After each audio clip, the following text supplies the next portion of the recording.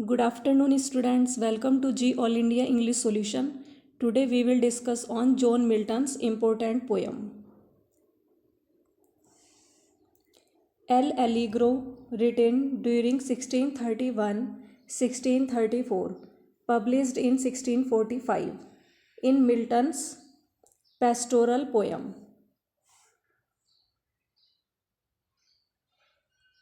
Milton's pastoral poem कि L Allegro poem ये लिखी गई है 1631 से 1634 तक और पब्लिश हुई है 1645 में मिल्टन की पेस्टोरल पोयम्स में।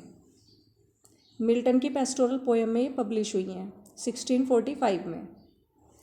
And the title is an Italian word, ये टाइटल इटालियन वर्ड का है, एल एलिग्रो इटालियन लैंग्वेज से लिया गया है। And it means the happy man, और इसका अर्थ है happy man. This poem is paired with Il Penseroso, ये पोयम पेयर्ड में लिखी गई है, इसके साथ पेयर में एक पोयम है इल पेंसेरेसो, इसका मीन्स है the मेलनकली man. And the poet addresses various Greek gods, इसमें पोएट एड्रेस करता है बहुत सारे ग्रीक गॉड्स को, यूनानी देवताओं को, एंड यूजेस पर्सोनिफिकेशन, और पर्सोनिफिकेशन को इसमें यूज़ करता है। एंड ही आस्क मेलनकली, और वो मेलनकली से पूछता है, he ask melancholy to go to people, और वह मेलनकली से उन लोगों के पास जाने के लिए कहता है who live in utter darkness, जो कहाँ रहते हैं, डार्कनेस में रहते हैं, जो अंधकार में रह रहे हैं।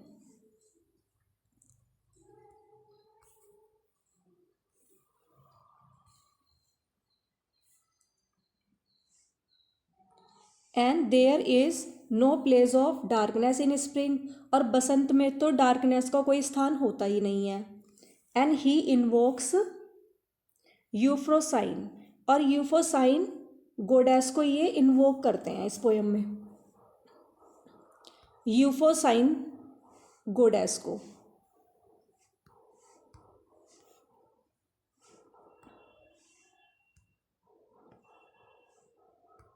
यूफोसाइन गोडेस को इसमें इन्वोक करते हैं, who is the गोडेस of Joy and और मर्थ, जो खुशी की देवी है, आनंद की देवी है। He ask her to give him happiness, वह he ask her to go to give him happiness, वह उसे खुशी देने के लिए कहते हैं। The day dawns and the sun rises, दिन निकल आता है, सूर्य निकल आता है। And people feel cheerful and begin their day, और लोग बहुत ज़्यादा खुश होते हैं और अपने दिन की शुरुआत करते हैं। The morning is beautifully described, morning का यहाँ बहुत सुंदर तरीके से वर्णन किया गया है। And it becomes a symbol of hope, और ये सिंबल बन गया है आशा का और आनंद का, क्योंकि जब सब जगह खुशी ही खुशी है तो वहाँ आनंद ही होगा और आशा ही होंगी, होप होंगी। Next poem is Il Penseroso, written during 1631 to 1634, published in 1645, बिल्कुल सेम इनकी रिटन डेट भी सेम है और पब्लिश भी। तो इल पेंसेरेसो लिखी गई है 1631 में और 1634 तक, पब्लिश हुई है 1645 में इन मिल्टन्स पेस्टोरल पोयम में, बिल्कुल सेम है इसका ये कि, और ये पेयर्ड पोयम है, इसी के साथ एल एलिग्रो के साथ ही ये पोयम लिखी गई है। The title is an Italian word, जो इसका टाइटल है वो भी इटालियन का ही है, इटालियन लैंग्वेज का। And it means the मेलनकली man, इसका अर्थ है एक मेलनकली व्यक्ति, उदास व्यक्ति। This poem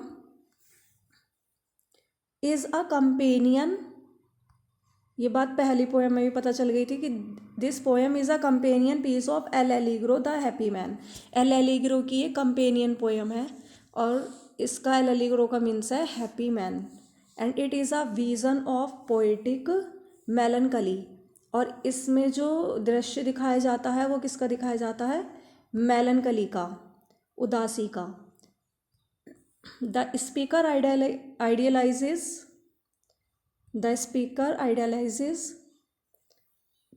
the melancholy mood. जो स्पीकर है वो मेलनकली मूड को दिखाता है। To attain something like prophetic strain.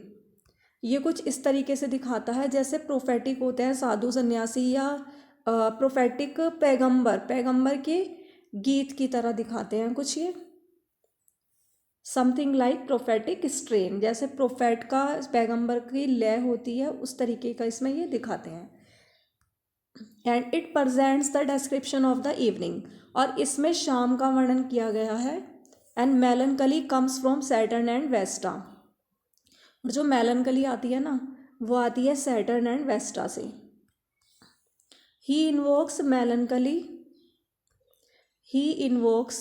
मेलनकली and invites her to बिया। वह इन्वोक करता है मेलनकली को यहाँ पे और उसे बुलाता है टू बिया पार्ट ऑफ हिज लाइफ, कि वह मेलनकली जो उदासी है उसके जीवन का एक भाग बन जाए। And he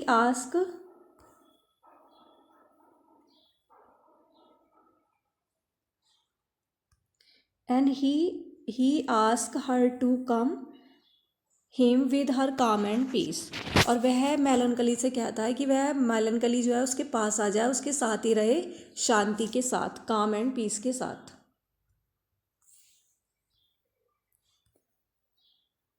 next poem is Lycidas.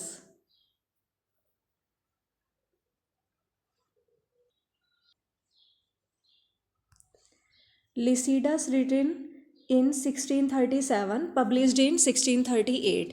Lycidas poem ये पेस्टोरल पोएम है जॉन मिल्टन की और ये लिखी गई है 1637 में और पब्लिश हुई है 1638 में। And it is Milton's pastoral elegy. I have already told you about this कि मिल्टन की ये पेस्टोरल एलेजी है। And it is an elegy on the death of Edward King. और ये जो एलेजी है वो लिखी गई है on the death of Edward king. Edward king की डेथ पर लिखी गई है। और Edward king is Milton's friend at Christ. Edward king Milton के फ्रेंड थे क्राइस्ट कॉलेज के कैम्ब्रिज में। जब ये क्राइस्ट कॉलेज में थे ना मिल्टन तब वो और ये क्राइस्ट कॉलेज है कैम्ब्रिज में, तो दोनों ये साथ ही पढ़े थे, एडवर्ड किंग और John Milton. And he is drowned, तो एडवर्ड किंग डूब गए थे। He is drowned while crossing from Chester Bay. तो जब वो चेस्टर बे से क्रॉस कर रहे थे डबलिन के लिए तो वो डूब गए थे। The poem has 193 lines. Poem में 193 लाइन है पोएम में। And it is in irregular rhyming, और इसमें जो राइमिंग है वो है irregular rhyming. And the poet invokes, poet है ना इसमें, इस पोएम में इन्वोक करता है म्यूज ऑफ पोएटिक इंस्पिरेशन को। म्यूज ऑफ पोएटिक इंस्पिरेशन की प्रेरणा की देवी को यहाँ पर इन्वोक करता है, आह्वान करता है उनका। And he laments Edward's death, और वह विलाप करता है एडवर्ड की डेथ का। He reflects over the uncertainty of life, और वह बहुत ज़्यादा विचार करता है। He reflects over the uncertainty of life, जीवन की जो अनिश्चितता है उस पर वो रिफ्लेक्ट करता है। And he talks of faith, और वह इस पोयम में इसमें इल पेंसरोसो में ये बात करता है विश्वास की, फेथ की, रिसरेक्शन की बात करता है। रिसरेक्शन मीन्स होता है पुनर्जीवन, तो जो दोबारा जीवन लिया जाता है उसके बारे में बात करता है यहाँ पे। विश्वास की, रिसरेक्शन की, पुनर्जीवन की, एंड रिडेम्पशन की। रिडेम्पशन मीन्स होता है मुक्ति की। इस पोयम में वो बात करता है इल पेंसरोसो में। Samuel Johnson criticise this poem. Samuel Johnson ने इस पोयम को क्रिटिसाइज किया है। डॉक्टर, इनका पूरा नाम है डॉक्टर सैमुअल जॉनसन। इस पोयम को क्रिटिसाइज किया है और इसे क्या कहा है इन्होंने? Easy, vulgar and therefore disgusting. कि ये पोयम बहुत ज़्यादा इजी है, वल्गर है, इसमें मतलब गलत शब्दों का यूज़ हुआ है, वल्गर है, एंड देयरफॉर डिसगस्टिंग, और इसलिए ये पोयम डिसगस्टिंग है, इससे नफरत करनी चाहिए। Paradise Lost.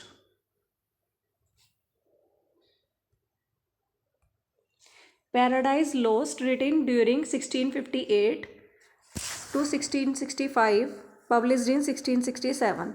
पैराडाइज पोयम लिखी गई थी 1658 में और ये कंप्लीट हुई थी, ये लिखना शुरू करा था जॉन मिल्टन ने 1658 में, और ये कंप्लीट हुई थी लिखना, जो इन्होंने कंप्लीट कर लिया था वो कर लिया था 1665 में, और पब्लिश हुई थी 1667 में।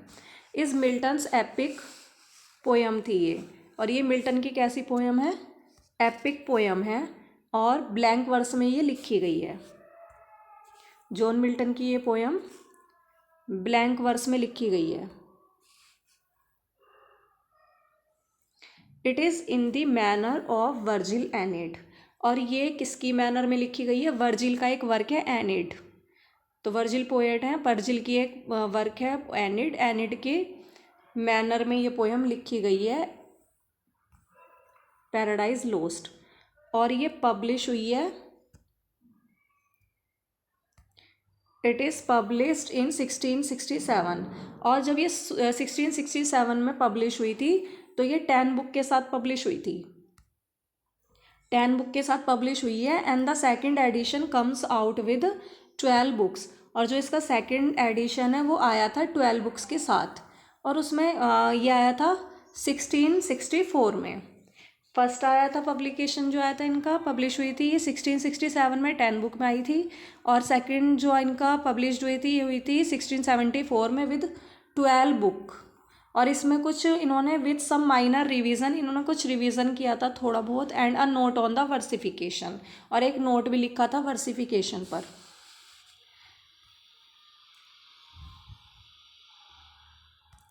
And Paradise Lost is about the fall of man, और ये मनुष्य के पतन के बारे में लिखी गई है पोयम, कि फॉल ऑफ मैन के ऊपर ही लिखी गई है। और इसमें टेम्पटेशन ऑफ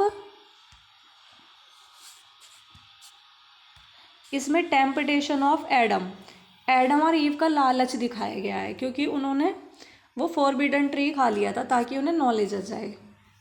सैटन के कहने से उसने उन्हें इंस्टिगेट किया तो उन्होंने वो खा लिया था, तो इसलिए इसमें लालच दिखाया गया है एडम और ईव का। उन्होंने गॉड की आज्ञा नहीं मानी, जबकि गॉड ने उन्हें मना किया था खाने के लिए। और expulsion of Adam and ewe, और इसमें एडम और ईव का पैराडाइज से वो निष्कासित हो जाते हैं, एक्सपल्सन हो जाते हैं, बाहर हो जाते हैं from the garden of Eden, Eden के गार्डन से। And his purpose is to justify the ways of God to man, और जो पोयम लिखने का जो उद्देश्य था ना मिल्टन का, वो ये था कि to justify the ways of God to man, कि ईश्वर ने मनुष्य के लिए जो भी रास्ते बनाए हैं ना वो बहुत ज़्यादा जस्टिफाई बनाए हैं, न्यायोचित बनाए हैं, वो गलत नहीं बनाए हैं, वो सही ही बनाए हैं।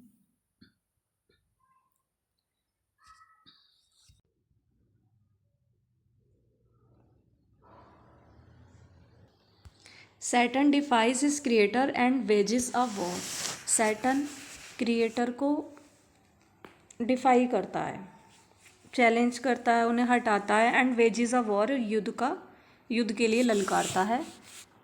And the seventh is the Paradise Lost में the seventh book is the shortest book, सबसे छोटी बुक जो है ना इसमें सेवंथ बुक है पैराडाइज लोस्ट में, और इसमें लाइन है 640 लाइन्स, 640 इसमें लाइन है। And the 9th book is the longest book, और जो 9वीं बुक है ना इनकी 9th बुक, ये सबसे लंबी बुक है, और इसमें लाइन है 1189 लाइन, 1189 लाइन्स हैं इसमें, 1189 लाइन है।